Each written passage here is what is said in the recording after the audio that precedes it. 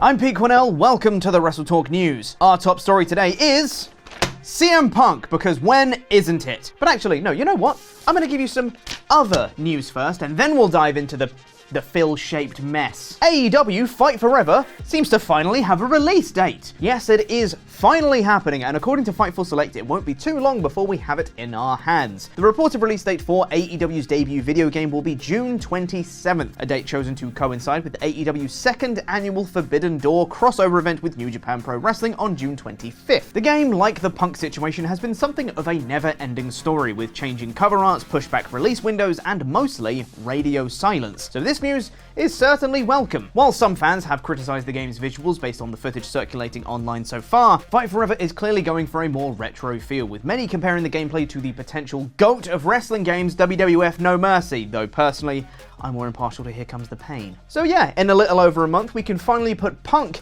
back in an AEW ring, because that seems to be the only way we're going to be able to do that if things keep going the way they are. While everyone expected him to be the face of AEW Collision, casual man Punk was obviously missing from all materials to do with the show. This would obviously draw questions towards AEW's TV network Warner Bros. Discovery, and subsequently a statement from the media giant. WBD's statement would be that Punk has no affiliation with AEW Collision. However, according to Dave Meltzer in the latest Wrestling Observer newsletter, this is something that WBD are reportedly already regretting saying. According to Meltzer, there are some within WBD who already believe making a statement was a mistake, and they instead should have let the story play out. Yeah, Warner Bros. Discovery, just let it play out. Given Punk's seeming importance to literally everything about Collision, WBD are hopeful that things all work out by the premiere on June 17th, but how likely is that, actually? Well, we may have our answer. The original venue for AEW Collision's debut was reported to be the United Center in Chicago, Illinois.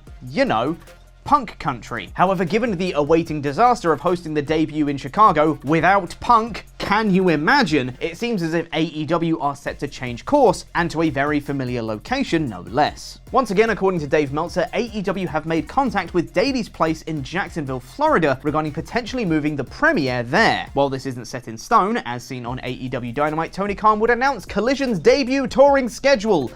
Apart from the debut, which definitely was them teasing a cool announcement and not TK frantically trying to find a replacement venue. Now, despite being fired from the company amidst all the post-All-Out drama last year, it was revealed by Nick Hausman of House of Wrestling that Ace Steel was in fact quietly rehired by AEW months ago, working under remote conditions, which came as news to pretty much everyone, including AEW talent. According to Dave Meltzer in the Wrestling Observer newsletter, Steel's rehiring had been denied to him when asked several weeks back, despite Steel reportedly already being back in the company weeks before that point. And it wasn't just reporters left in the dark, as according to Meltzer, top people and key talent in the company were also unaware they were working alongside Steel until this week. Wade Keller of PW Torch would report, perhaps unsurprisingly, that many of AEW's top wrestlers who regularly appear on Dynamite would be relieved if Punk and AEW parted ways. However, unfortunately for Tony Khan, he did just get Warner Bros. Discovery to agree to a whole new show with CM Punk as the supposed leading man, so it's just a mess, isn't it? And just in case you're one of those people that are thinking, well, it's all just a work, isn't it? Let's get the speculation hat on. Apparently this is not a work, according to PW Insider. The two parties are genuinely at loggerheads over Steel's status for Collision, so even we can't let the story play out. Now get rid of the hat. Over to Tempest for his review of SmackDown, and first, his 1 minute one take of Rampage, where he's going to recount everything that happened on last night's Rampage in 1 minute and in one take. Peace got a small head. I'm not bothering with this prompter. Don't like it, don't trust it. The remote will set me free. This is the Rampage 1 minute one take. I wrote Sat in here, I forgot he's not working. Pete, start the clock. The Blackpool Combat Club defeated the Best Amigos and Bandito, even though I think that name would make much more sense if Bandito was one of the Best Amigos, but I digress. Chuck once again used the seatbelt pin on Yuta, a great touch as always, from a former mentor to his former student. Jade Cargill did some matches. She beat one jobber to get to 58-0, then Mark Sterling called out another and Jade beat her, 59-0, undefeated streak speed running, really. Then Sterling called out another so she could get to 60-0, but Taya Valkyrie came out and hit Road to Valhalla and challenged Jade to a match at Double or Nothing.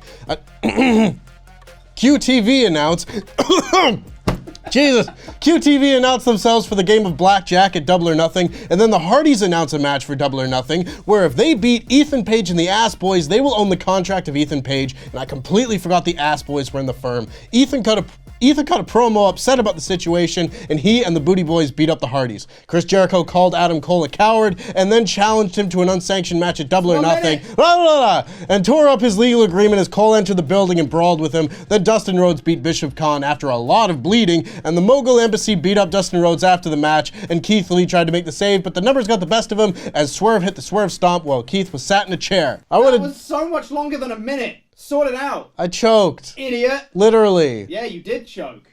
And also sort it out for next week. I want it under a minute. On my desk by Monday. And now it's time for my review of Friday Night SmackDown.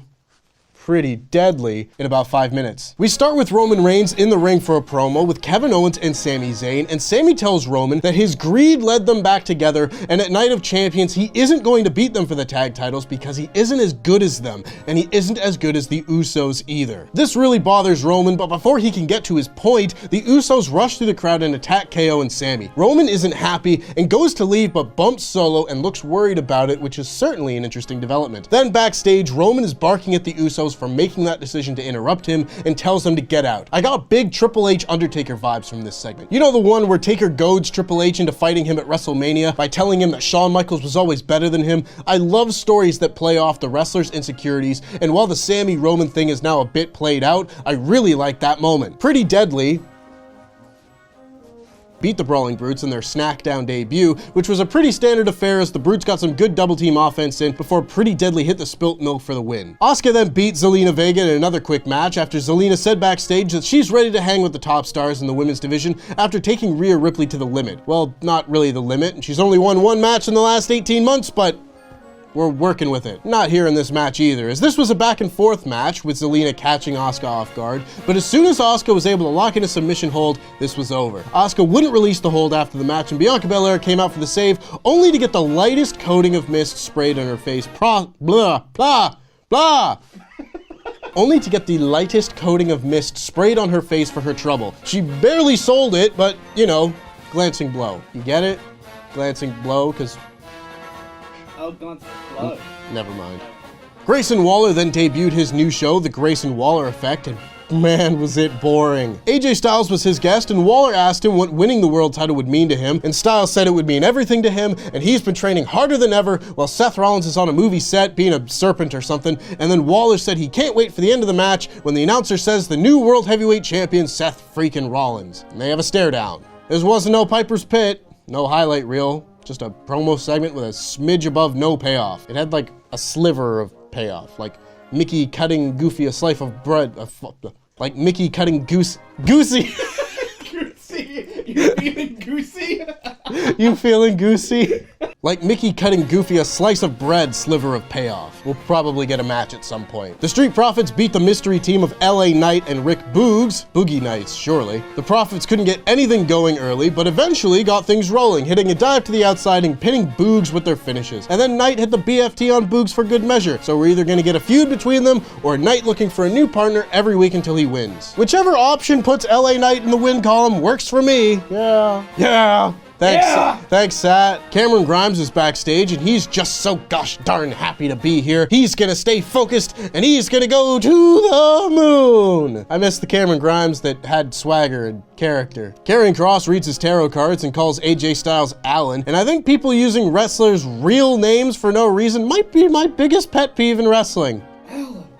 Alan. Isla Dawn and Alba Fire then beat Yulisa Leon and Valentina Feroz in an NXT match on SmackDown. Why are the NXT Women's Tag Champions on SmackDown? I'm so tired. This was basically a squash, and I'm really perplexed by this whole tag belt situation, especially now when the WWE Women's Tag Belts need new champions. Liv Morgan and Raquel Rodriguez have relinquished their titles because Liv got injured, and now there's a four-way on Raw to determine new champions, of which Isla Dawn and Alba Fire are not involved. These poor belts.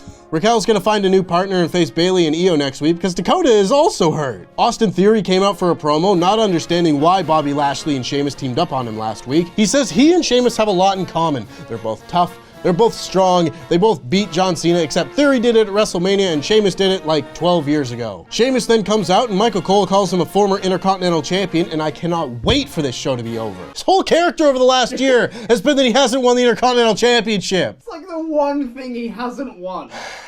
Sake. Sheamus hit a bro kick. Paul Heyman tells the unhappy Usos that Roman Reigns won't be out there tonight, but to please win. Narrator, they did not. The LWO beat the Usos in their main event, and they really hit home that nothing is going right for the Usos right now, as Rey Mysterio kicked out of the splash. The Usos went for stereo splashes, but Kevin Owens distracted the referee, and Sami Zayn interfered, allowing Rey to hit the 619 and Santos to hit the splash for the win, as Roman watched on backstage upset but stopping Solo from leaving to kill his brothers. Overall, outside of that opening segment and a decent main event, this was a pretty drab episode of SmackDown if I'm being honest. Again, the main event was a fun, fresh matchup, but most of this show is heatless and not terribly interesting. Only a week to go before the pay-per-view, and I hope they do better next week. This SmackDown gets a 2 out of 5. And that just about wraps things up from me, but before I go, make sure you check out the Fast X 4DX trailer reaction. It's too many X's. Over at Cineworld, here's a clip of that right now. Wade Keller of PW Torch would